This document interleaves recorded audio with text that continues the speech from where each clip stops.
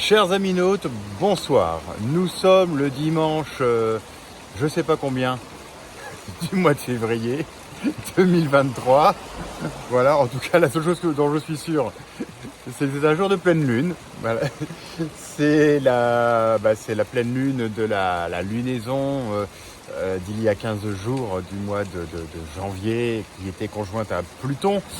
Pluton qui nous apportait, qui nous faisait remonter un certain nombre d'angoisses de nos tréfonds personnels et individuels. Alors à l'occasion de cette pleine lune, j'avais envie de consacrer une petite vidéo sur un thème qui finalement concerne globalement notre monde à l'heure actuelle, qui se résume en un seul mot, celui de la discorde. Ça fait quand même un certain nombre d'années que la discorde règne en Europe et plus largement sur cette planète. Et je voulais vous proposer une petite analyse au travers, bien sûr, de l'astrologie, mais également de ce que j'affectionne particulièrement, à savoir la mythologie. Puisque les mythes sont des archétypes, ils nous enseignent des histoires qui finalement se répètent, nous manipulent quelque part, parce qu'elles sont profondément gravées au fond de nos inconscients collectifs. Alors la discorde, justement, dans les mythes grecs, eh bien on la retrouve au travers d'une déesse, la déesse qui s'appelle Eris. Certains d'entre vous la connaissent sans doute, notamment parmi les aficionados d'astrologie. Alors qui était la déesse Eris ? Je vais vous raconter un petit peu son histoire, vous allez voir, c'est assez passionnant, assez captivant. Et ça pourrait expliquer bien des façons la manière dont nous fonctionnons aujourd'hui, à l'heure actuelle, tant sur un plan collectif que sur un plan particulier. Parce que la discorde, elle règne partout. À l'origine, la discorde, Eris, donc, c'était une déesse donc de la Grèce ancienne, qui malheureusement pour elle n'a pas reçu une invitation à un banquet qui était donné sur le mont Olympe, la demeure des dieux. Ce banquet avait été donné par Zeus, Jupiter, à l'occasion des noces d'une nymphe qui avait été d'ailleurs quelque temps auparavant la maîtresse de Jupiter. Mais pour une espèce d'histoire de prophétie, comme quoi il valait mieux qu'il évite d'avoir des enfants avec cette nymphe sous peine d'être détrôné, il lui avait très très vite collé dans les pattes un mortel, c'était quand même beaucoup moins risqué. Et cette nymphe, Thétis, s'est retrouvée mariée avec Pelée. Et ensemble, ils ont eu pas mal d'enfants, un certain nombre d'enfants, mais le plus célèbre d'entre eux, parce que c'était le seul survivant, jusqu'à un certain point, c'est Achille, le fameux héros Achille de la guerre de Troie, qui a été interprété par une blondasse aux cheveux gominés qui se bat en mini-jupe Coco Chanel. Bon, Brad, je suis désolé, hein, j'ai rien contre toi, c'était juste ridicule. Enfin, le film était ridicule. Bon, de toute façon, c'était une parenthèse. Bref, notre cher Eris, peut-être que la poste était en grève cette journée-là, mais n'a pas reçu l'invitation. Ça lui a pas plu. Ça lui a pas plu et du fait de ses compétences, la discorde, la zizanie, elle va tout simplement en user. Alors elle se pointe quand même au banquet. Et là, au milieu des convives, sur la table, elle jette une pomme d'or. La fameuse pomme de discorde, sur laquelle est gravée cette simple phrase « à la plus belle ». On ne peut pas s'imaginer ce que ce simple geste a pu entraîner comme conséquence dans les poèmes homériques. Si les dieux de l'époque avaient pu deviner que cela allait engendrer le chaos dans l'humanité, mais pas seulement dans l'humanité, également dans leur rang, je pense qu'ils se seraient abstenus de récupérer cette fameuse pomme de discorde. Alors, à la plus belle, ça signifie quoi ? Eh bien, ça signifie qu'effectivement, elle s'adresse à plutôt une divinité, une femelle, pardon, j'allais dire une femelle, excusez-moi, vous allez me prendre pour un gros macho, à une déesse donc. Et puis, autour de la table, il y a quand même 3 déesses principales que sont Héra, la femme de Zeus, de Jupiter, Junon dans la mythologie romaine, Athéna, la fille prodigue de Zeus, il a eu tout seul. Il s'est débrouillé pour faire un bébé tout seul. Goldman n'était pas encore arrivé et il aurait fallu qu'il change aussi les paroles de la chanson. Bref, et puis bien sûr, la 3e déesse, la déesse de l'amour et de la fertilité, alias Aphrodite ou Vénus. S'en est suivi une querelle entre ces 3 déesses qui cherchaient à tout prix à s'emparer de cette fameuse pomme, parce qu'elles estimaient être la plus belle. Mais justement, si elles estimaient être la plus belle, pourquoi s'emparer d'une pomme d'or ? Leur seule estime d'elles-mêmes aurait dû suffire. Mais voilà, sur la pomme est marqué « à la plus belle », et cela sous-entend nécessairement qu'il faut qu'il y ait un consentement extérieur, un regard d'autrui pour adjuger qui est la plus belle. En gros, c'était le premier concours Miss Univers, enfin Miss Olympe de l'époque. Zeus ne souhaitant pas prendre le risque de les départager, bien qu'il soit le chef suprême, il s'est dit, je vais recourir à l'aide d'une personne neutre, et en l'occurrence d'un mortel qui avait plutôt bon goût, et puis qui surtout avait la réputation d'être un mortel plutôt sage dans son jugement. Il s'agissait du fils du roi de Sparte, un certain Paris. Alors Zeus arrive se présente à Paris et lui dit, voilà, j'ai un petit problème, faut que tu viennes m'aider à trancher un débat, sinon je risque d'avoir un scandale qui pète à tout moment sur l'Olympe. Donc s'il te plaît, aide-moi, attribue cette pomme d'or à la plus belle des déesses, à celle que tu jugeras la plus belle. Alors Paris, effectivement, était sage, parce que se voyant confier cette mission au demeurant délicate par le roi des dieux, il s'est dit, ça c'est un piège à con. Je dis bien à con, pas à conne. Parce qu'évidemment, satisfaire une déesse, c'était encourir le courroux des 2 autres. Alors Paris, dans un premier temps, il dit à Zeus, il n'y a pas de problème, moi je trouve que les 3 déesses en question, Athéna, Héra et Aphrodite, elles sont aussi belles l'une que l'autre, donc on va couper la pomme en 3, et puis voilà. Ouais, mais sauf que la pomme, elle est en or, ça se coupe pas, et puis c'est bien marqué à la plus belle, c'est pas marqué aux plus belles. Donc Zeus lui dit, non, tu dois trancher. Alors là, Paris s'est bien embêté, et il va aller à la rencontre des 3 déesses pour essayer de trouver un moyen qui lui permette de juger qui est la plus belle des 3. Et les 3 femmes, elles se sont toutes présentées, alors en robe longue, en mini-jupe, en maillot de bain. Non, je plaisante, évidemment. Non, elles se sont pas, heureusement, je trouve plus le terme. Enfin, bref, elles ne se sont pas ridiculisées dans de telles tenues. Non, mais par contre, elles ont fait un peu comme McKinsey, vous voyez, elles ont fait ce qu'on appelle du lobbying, en utilisant bien entendu leurs compétences. Alors, Héra, reine des déesses, a promis tout simplement à Paris d'être un jour le roi du plus grand royaume. Or, il était déjà le fils du roi du plus grand royaume de l'époque. Bon, c'était moyen bien comme proposition, on va dire. Puis il y a eu Athéna, qui lui a promis d'être victorieux sur tous les champs de bataille.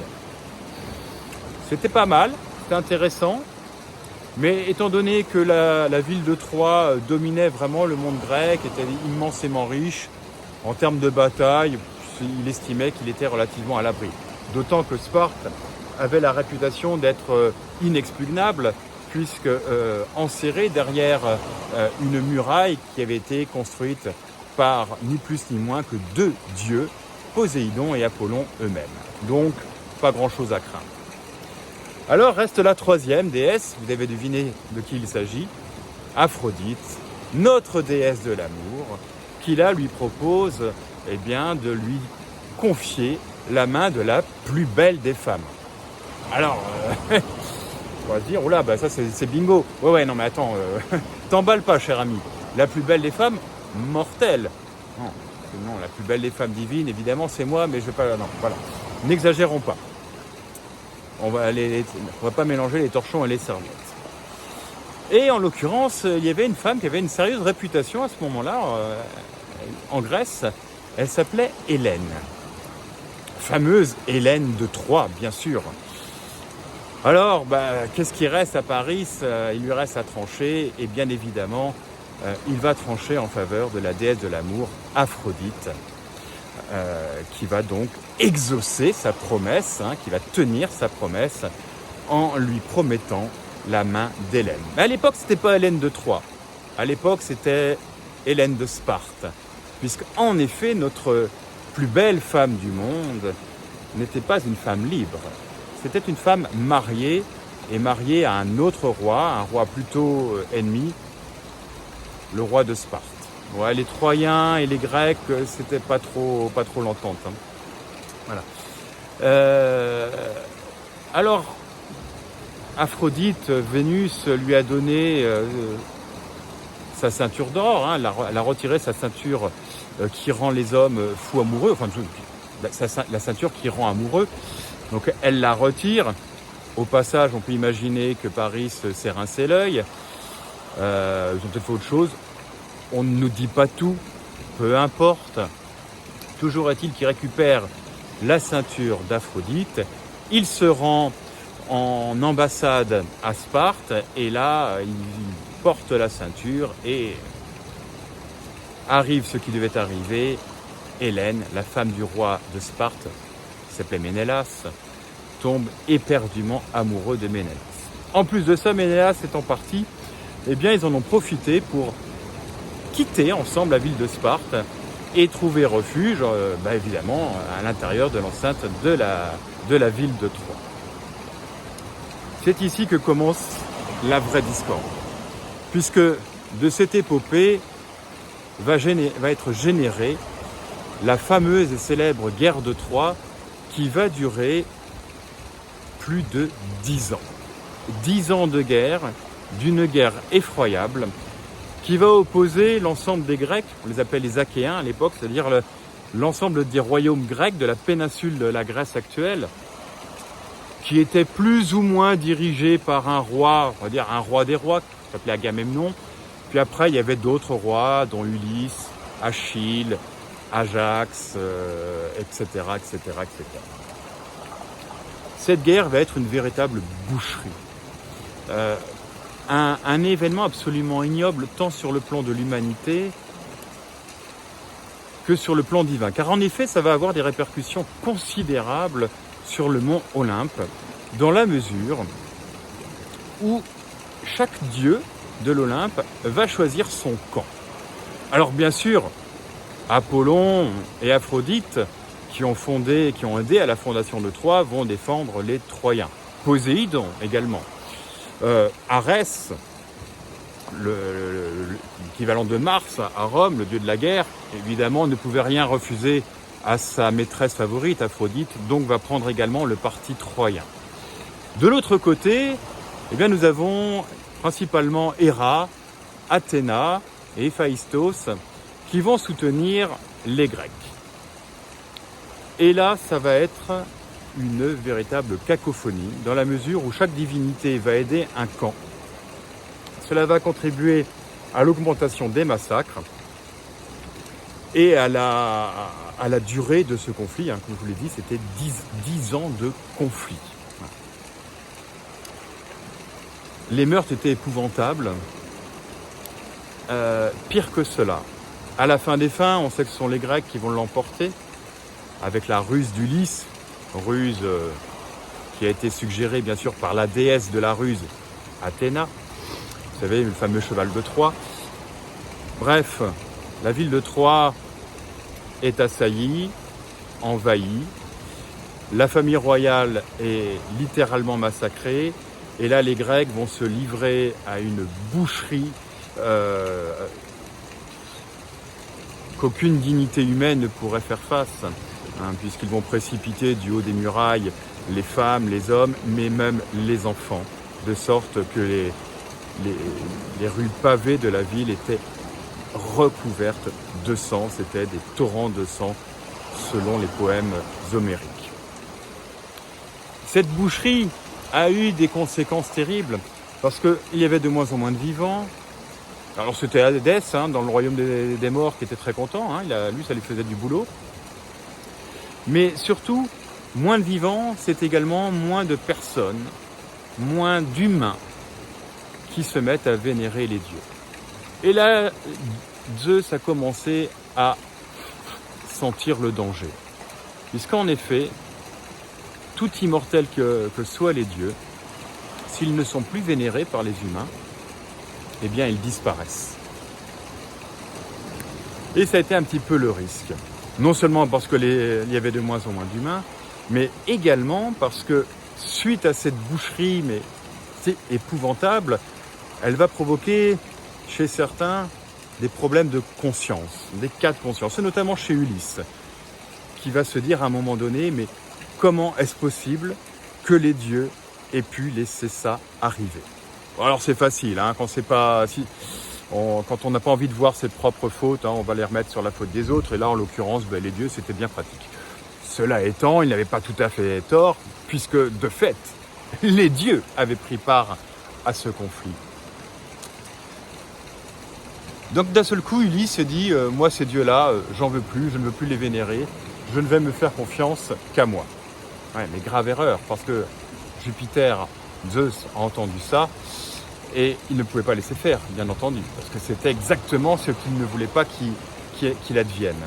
Donc, il va arriver à Ulysse ce qui est arrivé, c'est-à-dire que Zeus et Poséidon vont se charger de l'égarer sur les océans pendant 10 autres années, et c'est la fameuse Odyssée d'Ulysse avant qu'il ne revienne dans son royaume. Vous voyez, dans les mythes, c'est très intéressant parce que le principe de souveraineté individuelle dont on parle abondamment en ce moment, principe de liberté, eh bien, il est déjà inscrit dans les mythes.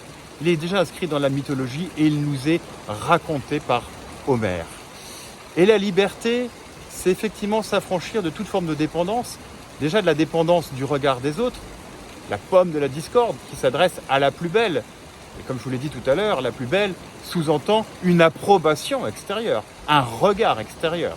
Voilà, on ne peut exister, on ne peut être la plus belle que si les autres considèrent que nous sommes, que la femme est la plus belle. Je ne vais pas dire moi la plus belle, parce que je vais commencer à vous poser des questions. Voilà. Donc ça, c'est le premier élément qui est suggéré par les mythes, c'est que pour être libre, effectivement, la valorisation que nous faisons de nous-mêmes, elle doit avant toute chose commencer par notre estime de soi et non pas l'estime des autres. Le deuxième point, ce sont les croyances. Le fait de croire en des divinités qui puissent nous manipuler. Alors certes, les divinités, ce sont les puissances du dedans. Elles existent, elles sont là, elles nous influencent. C'est ce que nous appelons le destin. Elles sont là. C'est un fait. De là à s'abandonner totalement, il y a peut-être 2 poids 2 mesures. Parce que effectivement, dans la quête de souveraineté individuelle, dans cette quête de liberté, notre destin, nous pouvons non pas le maîtriser, non pas le changer, mais tout simplement le transformer en destinée. C'est-à-dire s'appuyer sur nos forces pour pouvoir faire de notre mieux et trouver notre place en fonction de notre identité propre. Il ne s'agit pas d'être capable de se dire être capable de faire tout ce que les autres font. Il s'agit d'être capable de faire ce que nous sommes juste capables de mettre en œuvre. Je le disais souvent, un gland est destiné à devenir un chêne et ne deviendra pas autre chose qu'un chêne. Vouloir devenir un peuplier, c'est une gageure, c'est de la folie. Par contre, le gland, il peut devenir un beau chêne ou un chêne tout rabougri. C'est selon l'endroit où il va décider de poser ses racines. Voilà un petit peu ce qui se passe aujourd'hui dans notre monde. C'est ce besoin de briller dans le regard des autres, qui est un véritable poison, c'est une véritable dépendance, c'est un esclavage. Et puis ce besoin de croire. Alors la croyance, elle n'est pas en soi malsaine, mais évidemment, à la fin des fins, la croyance, elle doit surtout reposer sur nous-mêmes, c'est-à-dire notre foi en nous. Alors vous allez me dire derrière cette histoire, mais qu'est-ce que ça a à voir avec l'astrologie ? Eh bien en 2017, figurez-vous qu'il y a la petite planète qui s'appelle Eris, qui est une planète très lointaine, elle est encore beaucoup plus loin que Pluton. Elle fait partie des objets de la ceinture de Kuiper, donc c'est très très très éloigné du système solaire. La preuve, c'est que pour faire le tour du zodiaque, la planète Eris, qui est à peine plus grosse que Pluton, elle met 530 ans, 529 ans, je ne sais plus exactement précisément, mais peu importe, c'est très très long. Actuellement, Eris est dans le signe du Bélier, et ce depuis 1922, va rester en Bélier jusqu'en 2048. En 2017, sur cette planète Eris, en Bélier, a transité une autre planète un peu plus lente, c'est Uranus. Et au moment où Uranus transitait Eris, eh bien, nous avons assisté à l'élection d'un immature à la tête de la France. Vous savez, le gamin dont on parle souvent, et qui est toujours là, malheureusement. Uranus et Eris, finalement, Uranus a réactivé Eris, a réactivé cette zizanie, cette discorde, et on voit ce qui en est arrivé. J'avais une amie à moi qui fait de l'astrologie chinoise, Laurence, si tu m'écoutes, je te salue bien, Laurence Héritier, qui nous disait en 2017, malheur à la France si Macron est élu. Elle n'avait pas de positionnement politique, pas du tout. Elle voyait ça par rapport à l'astrologie chinoise, par rapport au thème chinois du gamin. Où effectivement, elle disait, mais ce garçon a un thème de destructeur. Il a un thème à foutre la zizanie. Voilà, ça s'était fait, notamment. Alors évidemment, elle n'a pas été tout seule. Mais sa gestion de la crise, la pseudo-crise sanitaire du Covid, on a vu ce que ça donnait. Aujourd'hui, les retraites, les soignants, on voit ce que ça donne. Donc, ils sèment vraiment la discorde. Et finalement, cette discorde, après, elle s'égrène, elle ruisselle un peu à tous les niveaux, jusque dans nos vies personnelles. Alors, que dire de tout ça au niveau astrologique ? Eh bien, au printemps prochain, au moment d'ailleurs où Pluton va changer de signe, et Saturne également, nous avons une autre planète qui va transiter Eris. Il s'agit de Jupiter. J'aurais tendance à dire que ça va participer à la bascule. Ça devrait également participer à une forme peut-être d'apaisement. Parce que Zeus, Jupiter, dans sa grande sagesse, en tout cas c'est ce que nous apprennent les mythes, la mythologie grecque, pendant le conflit de Troie, a très très vite compris où ça allait en arriver. Il a très vite compris le risque existentiel pour l'humanité, mais également pour les Olympiens. Donc, il avait adjoint et même encouragé, pour ne pas dire ordonné, aux autres dieux de ne pas prendre part au conflit des hommes, au conflit de Troie. D'autant que, franchement, si on résume les choses, quand on sait qu'un conflit qui a duré 10 ans, qui a abouti à cette boucherie, a juste débuté parce qu'il y a un mec qui était cocu. Le roi de Sparte s'est fait cocufier. Et donc, juste pour ça, on a généré toute cette hécatombe. C'est quand même hallucinant. Et chacun, donc, jusqu'aux dieux eux-mêmes, ont cherché à se positionner par rapport à ce conflit. Donc, on cherchait à se positionner par rapport à d'autres, par rapport au regard des autres, au lieu de se positionner tout simplement par rapport à soi-même.